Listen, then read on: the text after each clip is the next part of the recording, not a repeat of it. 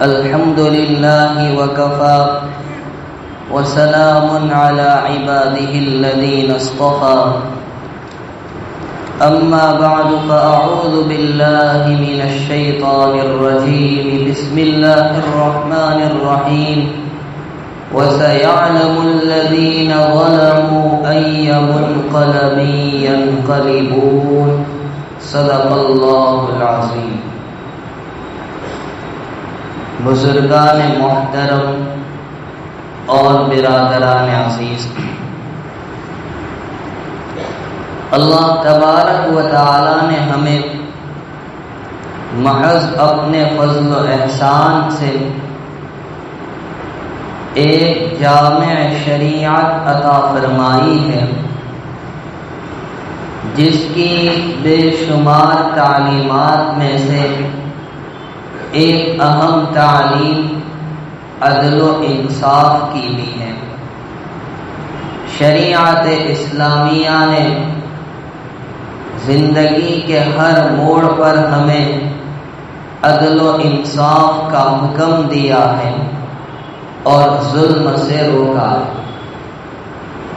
لیکن جو لوگ دنیا میں اقتدار کے، حکومت کے، سلطنت کے نشے میں مست ہوتے ہیں، وہ اس قدر گھمنڈ اور غرور میں مبتلا ہو جاتے ہیں کہ ہر کمزور اور ضعیف پر ظلم کرنے کو وہ جائز سمجھتے ہیں اور ایسے کام انجام دیتے ہیں جن سے انسانیت شرما جاتی ہے اور حیوانیت کو تقویت ملتی ہے۔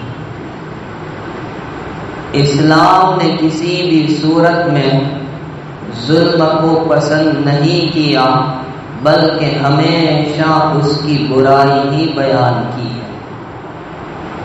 تو اب ہم سمجھتے ہیں کہ ظلم کی کیا کیا برائیاں ہیں۔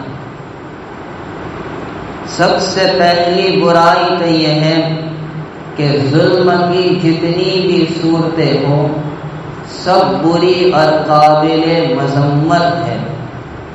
اب چاہے ایک آدمی پر ظلم کرے یا ایک جماعت پر ظلم کرے یا ایک آدمی ایک جماعت پر ظلم کرے یا ایک جماعت ایک آدمی پر ظلم کرے یا کسی قوم کا حاکم بادشاہ اپنے ملک کے رعایا پر ظلم کرے یا اس کے علاوہ جتنی اور صورتیں ہو، تمام صورت ناقابل برداشت ہے اور قابل مذمت و برائی ہے۔ ظلم کی دوسری برائی یہ ہے کہ قرآن کریم میں اور احادیث مبارکہ میں اس پر سخت مذمت بیان کی گئی۔ چند آیتیں اور چند احادیث نمونے کے طور پر آپ کے سامنے پیش کرتا ہوں۔ اللہ تعالیٰ ارشاد فرماتے فَقُطِعَ دَابِرُ الْقَوْمِ الَّذِينَ ظَلَمُوا، پس ظالم قوم کی جڑ کاٹ دی گئی۔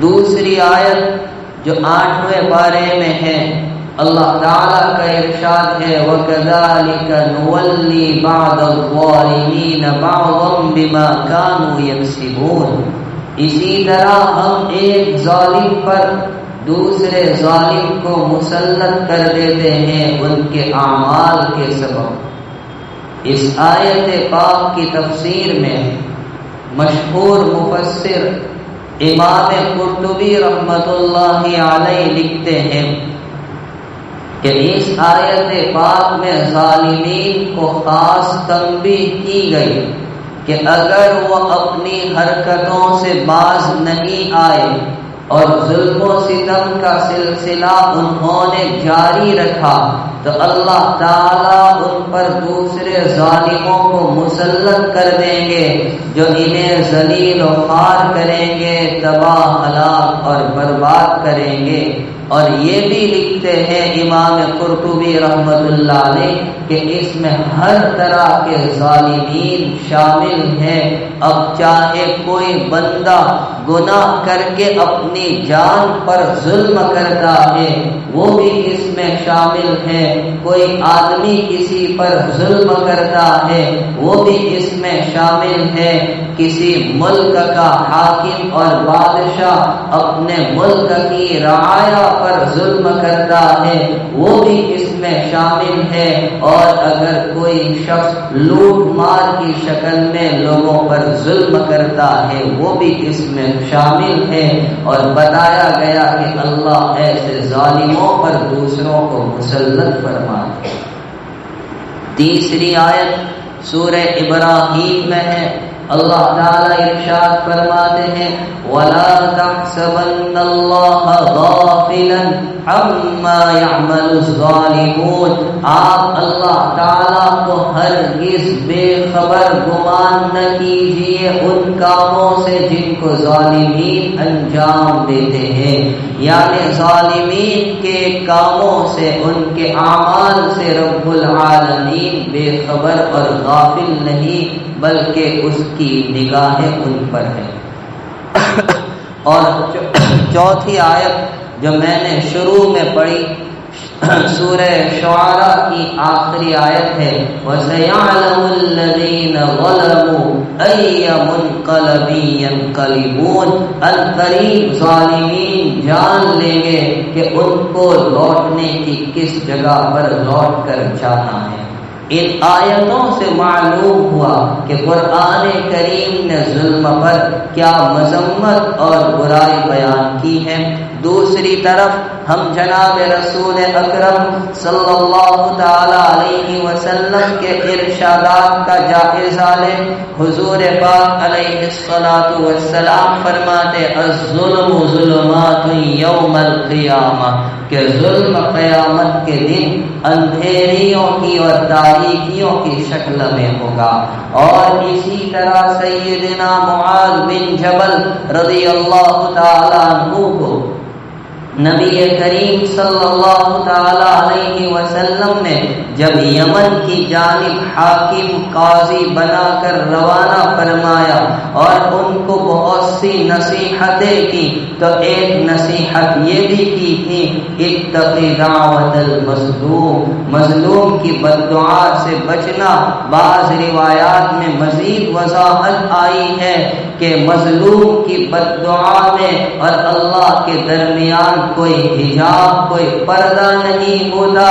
اللہ تعالیٰ اسے بادلوں پر، آسمان پر اٹھاتے ہیں اور فرماتے ہیں وعزتی وجلالی، میری عزت اور میری جلال کی قسم لأنصرنک، میں ضرور بے ضرور تیری مدد کروں گا اگرچہ مصلحتاً تاخیر ہو۔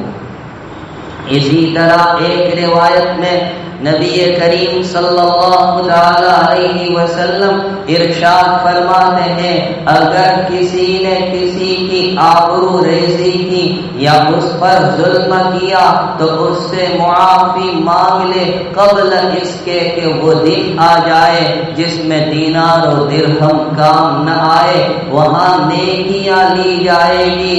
اگر ظالم کے پاس نیکیاں ہوگی تو ظلم کے بدلے میں اس کی نیکیاں مظلوم کو دی جائے گی، اور اگر ظالم کے پاس نیکی نہ ہوگی تو مظلوم کے گناہ ظالم کے سر ڈال دیے جائیں گے۔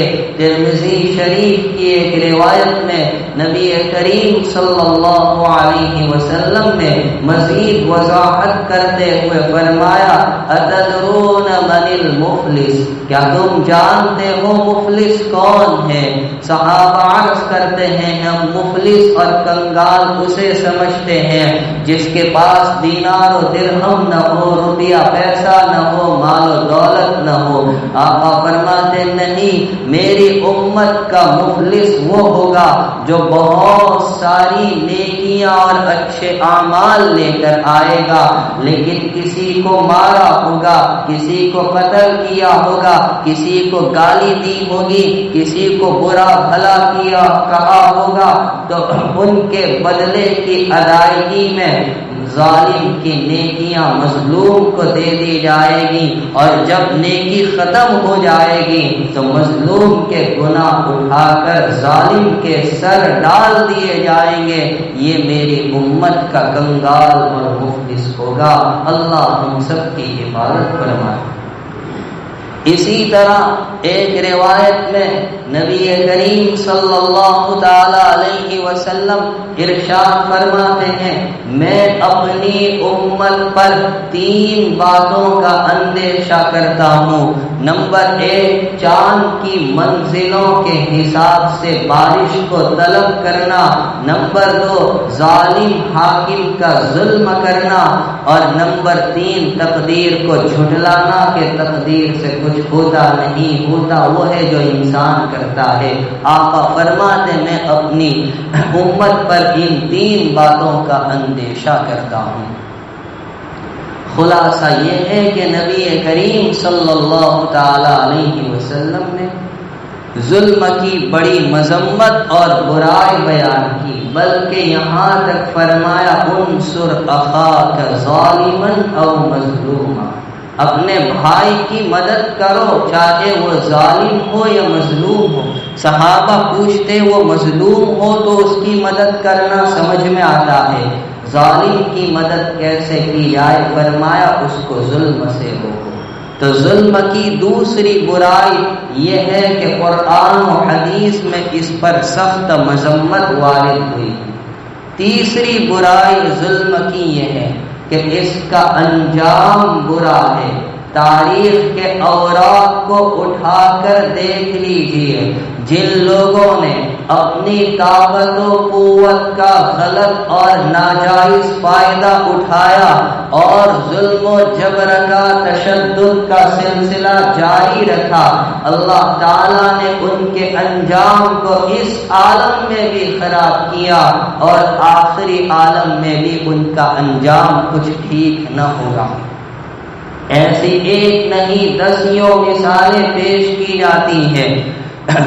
عوام دشمن طاقتوں کو اور حکومتوں کو اچھی طرح یہ بات سمجھ لینی چاہیے کہ ظلم کا انجام ٹھیک نہیں ہوتا۔ روایتوں میں آتا ہے، امام ابن ابی الدنیا علیہ الرحمہ نے لکھا ہے کہ سیدنا عثمان بن عفان رضی اللہ تعالیٰ عنہ کے مخالفین میں ایک بندہ تھا جس نے یہ کہا تھا کہ جب آپ شہید ہو جائیں گے تو میں آپ کے چہرے پر تھپڑ ماروں گا۔ جب حضرت عثمان بن عفان رضی اللہ تعالیٰ عنہ شہید ہو گئے تو وہ اپنے ایک ساتھی کو لے کر ان کے مکان میں داخل ہو گیا۔ آپ کا چہرہ آپ کی بیوی کے گود میں تھا۔ انہوں نے روکا اور حضرت عثمان بن عفان رضی اللہ تعالی عنہ کے فضائل بتلائے کہ یہ داماد رسول ہیں، ذی النورین ہیں، ان کا کیا مقام اور مرتبہ ہے۔ تو وہ جو ظالم دشمن تھا اس کا ساتھی تو یہ نصیحت سن کر چلا گیا، لیکن یہ وہیں ڈٹا رہا اور کہا چہرے سے پردہ ہٹاؤ، کپڑا ہٹاؤ۔ وہ خاتون اٹھ کر چلی گئی، اس نے خود کپڑا ہٹایا اور آپ کے چہرے پر تھپڑ مارا۔ وہ بیوی کہنے لگی اللہ تعالیٰ تجھے اندھا کر دے، تیرے ہاتھوں کو خشک کر دے اور تیری مغفرت نہ کرے۔ وہ کہتا ہے ابھی میں گھر سے باہر نہیں نکلا تھا کہ میرے ایک ہاتھ پر فالج کا اثر ہو گیا، وہ خشک ہو گیا، اب میں نابینا ہوں، اندھا ہو چکا ہوں۔ کعبہ کا طواف کرتے کرتے کبھی پردہ پکڑ کر دعا کرتا تھا اے اللہ میری مغفرت فرما، اور یہ بھی کہتا ہے کہ میں نہیں جانتا میری مغفرت ہوگی یا نہ ہوگی۔ اس سے اندازہ لگائیے کہ ظلم کا انجام کتنا سخت ہے۔ نواسہ رسول سیدنا حسین بن علی رضی اللہ تعالیٰ عنہ کو ان کے دشمنوں میں سے کسی دشمن نے جب نیزہ مارا اور آپ نے پانی طلب کیا تو وہ دشمن پانی دینے کے لیے حائل ہو گیا، انکار کر دیا۔ آپ نے فرمایا اللہ تجھ پر پیاس مسلط کر دے۔ اس کا آخری انجام یہ ہوا کہ ایسی بیماری میں مبتلا ہوا کہ پشت کی جانب اس کو سردی محسوس ہوتی ہے اور پیٹ کی جانب گرمی محسوس ہوتی ہے۔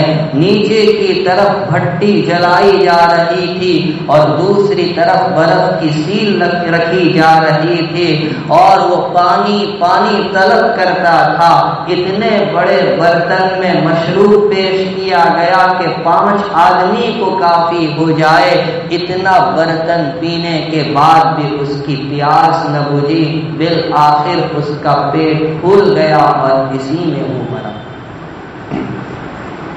خالد بن عبداللہ برمکی اور ان کے بیٹے کو جب جیل میں ڈالا گیا تو بیٹا پوچھنے لگا کہ ابا جان ہمارا قصور کیا ہے، ہمارا جرم کیا ہے، ہمیں قید خانے کی صعوبتیں کیوں برداشت کرنی پڑ رہی ہیں حالانکہ ہم کسی زمانے میں حکمران تھے؟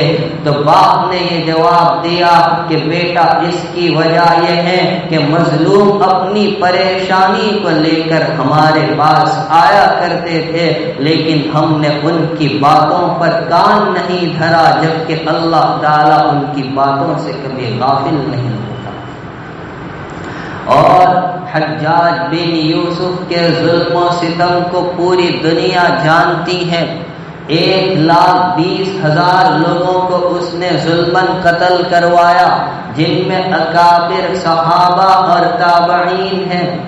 80 ہزار بیک وقت اس کے قید خانے میں ہوا کرتے تھے، 30,000 خواتین اس کے قید خانے میں ہوتی تھی۔ سب سے اخیر میں اس نے جلیل القدر تابعی حضرت سعید بن جبیر رضی اللہ تعالیٰ عنہ کو بڑی بے دردی سے قتل کیا تھا۔ ان کے قتل کے بعد حجاج کی حالت بگڑتی چلی گئی، رات بھر نیند نہیں آتی۔ سعید بن جبیر کی تصویر اسے سامنے دکھائی دیتی تھی اور وہ پوچھتے تھے حجاج تو نے مجھے قتل کیوں کیا؟ میرا جرم کیا تھا؟ میرا قصور کیا تھا؟ وہ کہتا تھا مجھے اور سعید کو کیا ہو گیا، مجھے اور سعید کو کیا ہو گیا؟ وہ ایک بھیانک بیماری میں مبتلا ہو گیا، کسی حالت میں اسے قرار اور سکون نہیں ملتا تھا اور اس کو پیٹ کی کوئی بیماری لاحق ہو گئی۔ وہ پریشان تھا، ماہر طبیبوں کو بلا کر علاج کروایا۔ کسی طبیب نے گوشت کا ایک ٹکڑا ڈوری سے باندھ کر اس کے حلق سے پیٹ تک اتارا، پھر اسے نکالا تو اس کے ساتھ کیڑے لگے ہوئے نکل آئے، جس سے یہ بیماری تجویز پائی کہ اسے سرطان یعنی کینسر ہو گیا ہے، اور اسی طرح وہ تڑپ تڑپ کر مرا۔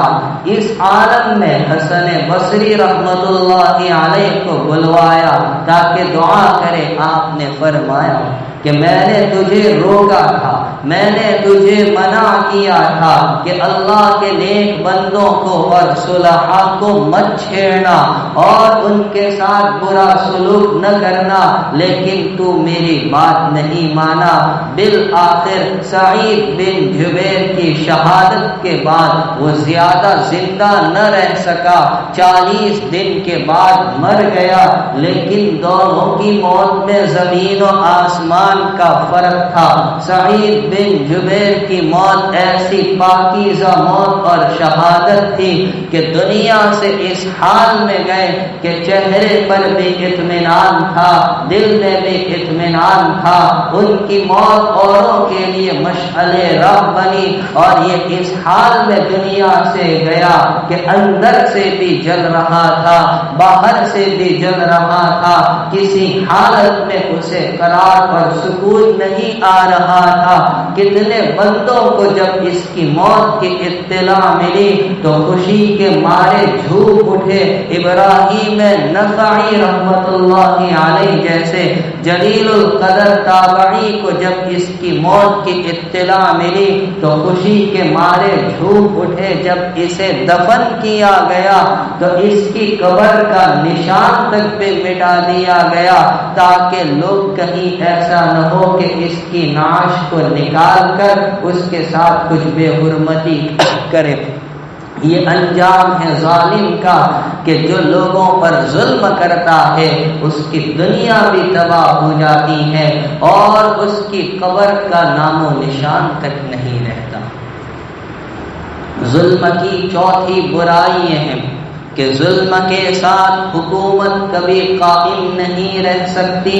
آپ تاریخ کے اوراق کو اٹھا کر دیکھ لیجئے، جن کے پاس اقتدار تھا، جن کے پاس طاقت و قوت تھی، حکومت و سلطنت تھی، اور اس کے نشے میں مست ہو کر کمزوروں پر ظلم و ستم کا سلسلہ انہوں نے جاری رکھا، اللہ نے ان کے نام کو صفحہ ہستی سے مٹا دیا۔ فرعون کو دیکھ لیجئے، آج تک اس کی لاش نشان عبرت بنی ہوئی ہے۔ سیدنا علی بن ابی طالب رضی اللہ تعالیٰ عنہ کی جانب یہ جملہ منسوب کیا گیا ہے کہ کفر و شرک کے ساتھ تو حکومت قائم رہ سکتی ہے لیکن ظلم و بربریت کے ساتھ حکومت قائم نہیں رہ سکتی۔ نظام الملک توسی سلجوقی حکومت کا وزیر اعظم تھا۔ اس نے حکومت کے طریقوں اور قوانین پر ایک کتاب لکھی جس کا فارسی نام سیاست نامہ ہے۔ اس میں اس نے یہ تاریخی جملہ لکھا ہے کہ کفر و شرک کے ساتھ تو حکومت ٹک سکتی ہے، ظلم و بربریت کے ساتھ کوئی حکومت کبھی ٹک نہیں سکتی۔ ہر آدمی کا ایک دائرہ ہوتا ہے، عام آدمی کا ایک دائرہ ہوتا ہے، اور جو خاص ہوتا ہے، ملک ہوتا ہے، بادشاہ اور سلطان ہوتا ہے، اس کا ایک دائرہ ہوتا ہے۔ جو بھی اپنے دائرے سے نکل کر اوروں پر ظلم کرنا شروع کرتا ہے، اللہ تعالیٰ اس کے انجام کو برا کر دیتے ہیں، اس کی حکومت کبھی قائم نہیں رہتی۔ پانچویں برائی یہ ہے کہ دنیا میں جتنے پیغمبر، نبی اور رسول اللہ تعالیٰ نے بھیجے، ہر ایک نے ظلم کی برائی کو اپنی قوم کے ساتھ بیان کیا، اور ہمارے سامنے وہ واقعات ہے کہ جو قوم ظلم و ستم سے باز نہیں آئی، اللہ تعالیٰ نے ان کو غرق کیا، تباہ کیا، برباد کیا۔ سیدنا نوح علیہ السلام ہو، ہود علیہ السلام ہو، صالح علیہ السلام ہو، شعیب علیہ السلام ہو، اور اخیر میں موسیٰ علیہ السلام ہو، جنہوں نے فرعون جیسے ظالم جابر بادشاہ کو عرصۂ دراز تک سمجھایا۔ 400 سال اس کی حکومت رہی، کبھی سر میں درد تک نہیں ہوا، لیکن حکومت و اقتدار کے نشے میں چور ہو کر بنی اسرائیل پر ظلم و ستم کو جاری رکھا۔ ان کے مردوں سے گھٹیا کام لیتا رہا، عورتوں سے گھٹیا کام لیتا رہا، بچوں کو، لڑکوں کو، نو مولود لڑکوں کو اس نے زندہ ذبح کروا دیا۔ اس طرح کا ظلم اس نے جاری رکھا، لیکن بالآخر اللہ نے اس کو اس کے پورے لشکر کے ساتھ دریا میں ڈبا دیا، حتیٰ کہ دریا نے بھی اس کی نعش کو قبول نہیں کیا، اور آج تک وہ نعش نشان عبرت بنی ہے۔ اور چھٹی برائی یہ ہے کہ خود نبی رحمت صلی اللہ علیہ وسلم نے ظلم کو پسند نہیں کیا، اس پر آپ نے وعید سنائی۔ آپ کی بعثت سے پہلے، نبوت سے پہلے مکہ کے کچھ لوگوں نے ایک انجمن اور کمیٹی بنائی اور اس کے تحت یہ فیصلہ ہوا کہ مکہ کی وادی میں اگر کوئی کسی پر ظلم کرے گا، چاہے وہ مکہ کا رہنے والا ہو یا نہ ہو، ہم مظلوم کی مدد کریں گے اور ظالم کو ظلم سے روکیں گے۔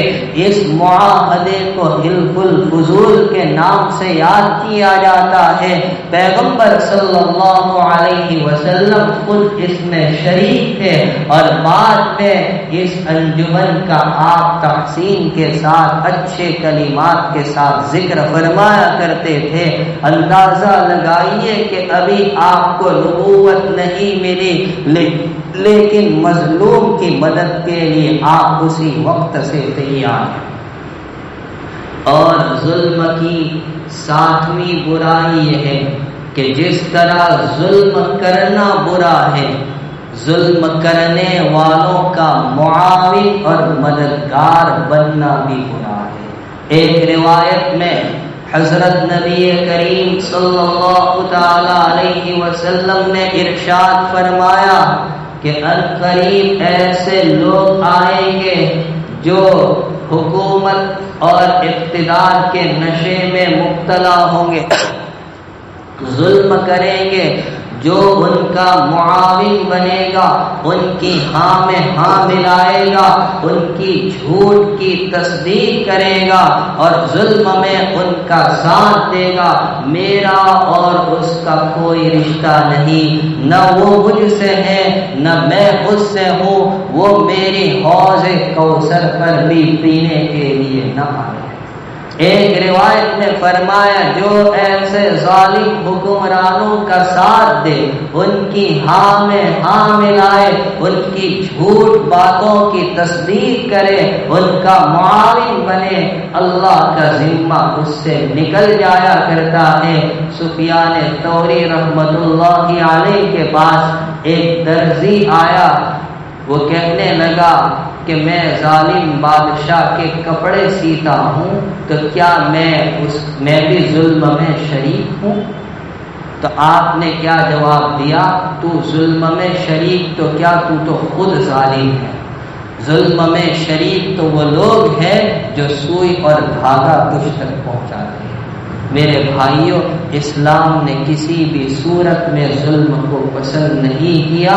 اللہ تعالیٰ نے ہمیں شریعت اسلامیہ کی شکل میں ایک کامل، مکمل، جامع اور خوبصورت شریعت عطا فرمائی ہے، جس نے زندگی کے ہر موڑ پر عدل و انصاف کی تعلیم دی اور ظلم سے روکا، اس کی مذمت اور وعید بیان کی۔ اللہ تعالی ہم تمام کی ظلم سے اور ظلم پر معاون اور مددگار بننے سے کامل حفاظت فرمائے۔